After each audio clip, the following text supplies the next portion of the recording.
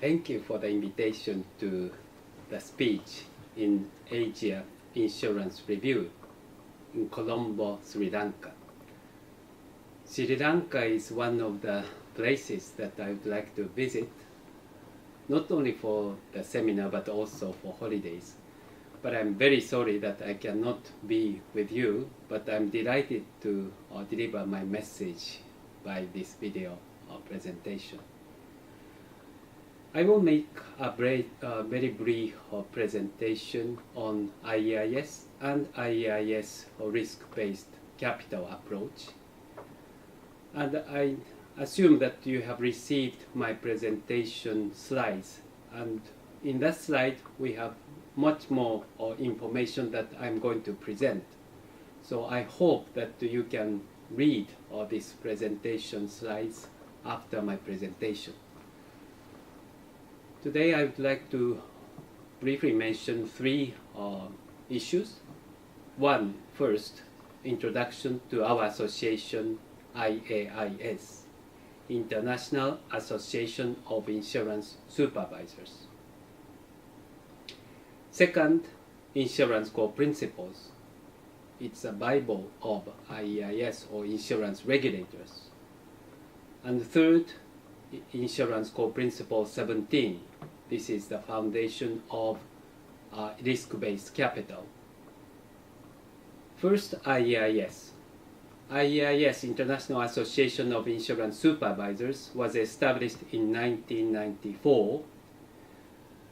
Our members are composed of insurance regulators and supervisors around the world from 140 countries and more than 200 jurisdictions. In addition to supervisors, we are so-called observers. Observers are our industry, mostly industry representative, and we have around 130 representative and institutions as an observer. IAIS objectives is to promote effective and globally consistent insurance supervision for the benefit and protection of policyholders, as well as contribute to global financial stability. The IAIS have four important activities or work streams. First of all, the most important work stream is to set international insurance rules of the game. We call it standards or principles. Second, those standards principles should be implemented around the world. So our important role is to encourage our members to comply with those standards. Third, we should contribute to financial stability. So financial stability is important role that IAIS should play. And finally, external interactions.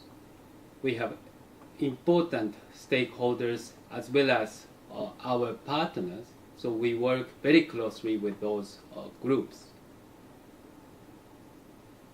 So now let's turn to IAIS core principles. IAIS core principles is a globally accepted insurance supervisory framework, and this framework is used for assessing insurance systems around the world through FSAP, so-called FSAP, Financial Sector Assessment Program by World Bank and IMF. Current insurance core principles are comprehensively reviewed in 2011. So there are new insurance core principles, and we have 26 principles in the insurance core principles. Insurance core principles have clear hierarchy. The highest of the hierarchy is so-called insurance core principle. This principle is very simple principles. There's only few lines, and there are 26 principles. And under these principles, there are so-called standards. Standards are more detailed requirement And this is a so-called criteria when World Bank, IMF assess insurance systems around the world. So under standards, there is guidance. Guidance is a supporting documents for standards and principles, and they include examples so that readers can understand better insurance core principles and standards. Now let's move to insurance core principle 17. This is IAIS principle on risk-based capital. First of all, the capital itself, in the regulatory sense, the capital means some buffer to absorb significant unforeseen losses, and the capital requirement provide an intervention tool for regulators. And ICP 17.1, we make it clear that capital standards are based on so-called total balance sheet approach. Total balance sheet approach is to see balance sheet in totality, not only seeing capital, but also liabilities and assets, and to assess the company's material risk in totality and recognize all important risks in totality. To be a little bit concrete in this total balance sheet approach, foundation of this total balance sheet approach is consistent measurement, consistent valuation of assets and liabilities. This is a foundation.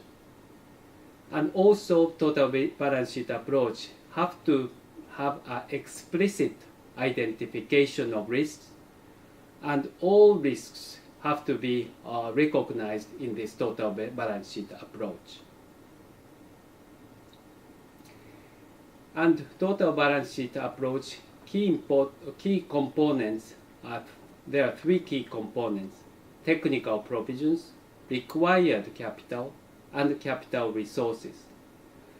Technical provisions is the amount that insurance companies should put aside for future payment for claims and benefit.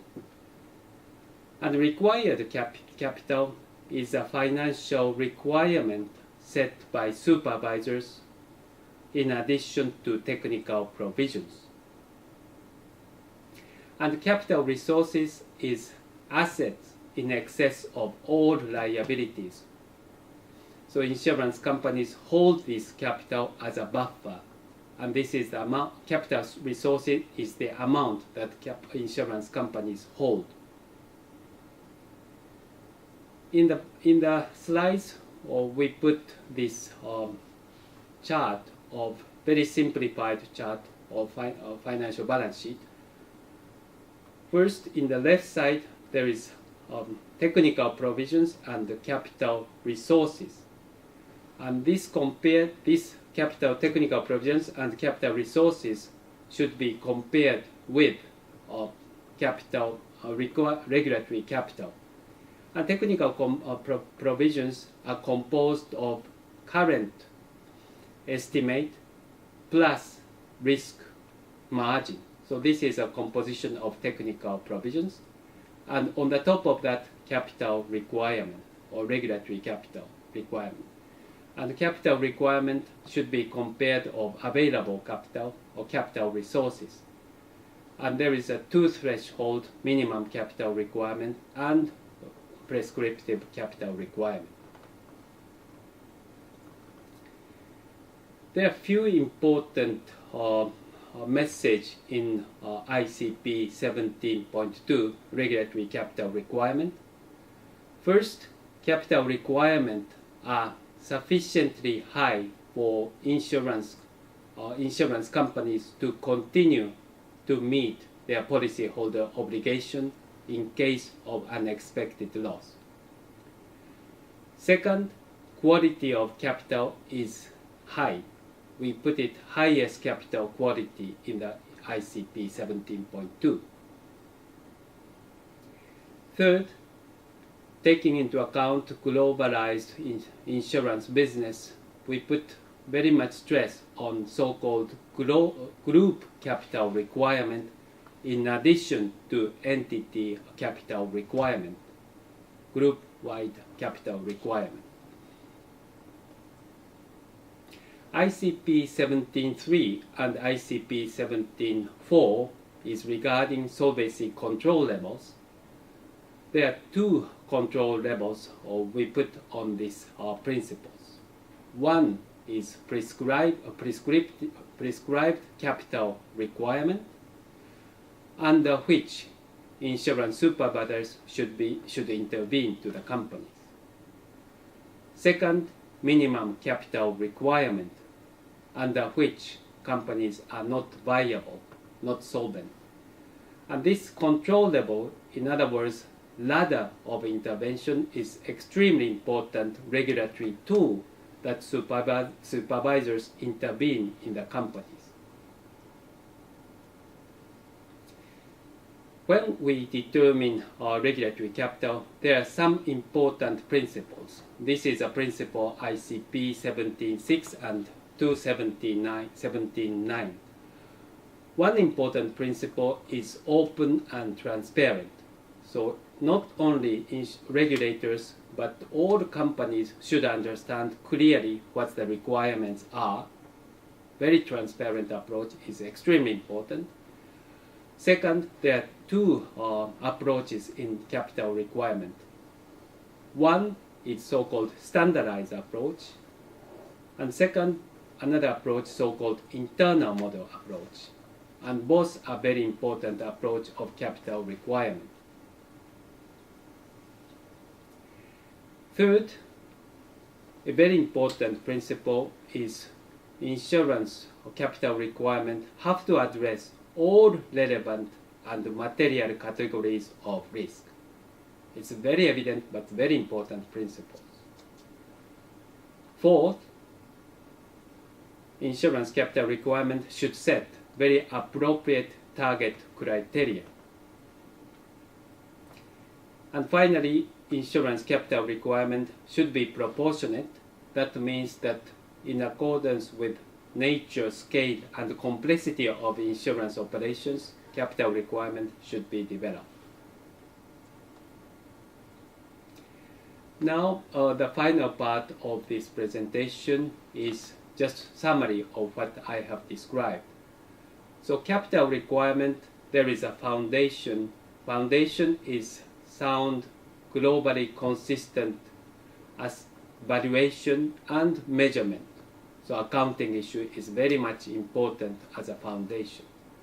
And based on this foundation, first of all, there is available capital, where companies have as a capital. And in comparison with available capital, there is a capital requirement. And there are two requirement or triggers point. One is minimum capital requirement, and above minimum capital requirement, so-called prescriptive capital requirement.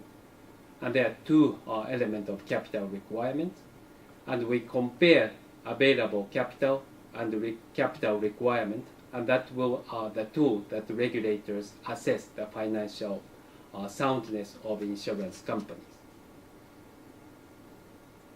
So this is all message that I would like to deliver.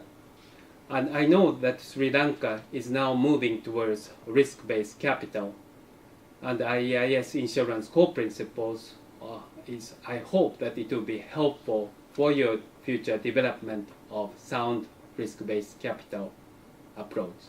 So thank you very much for your listening. Thank you.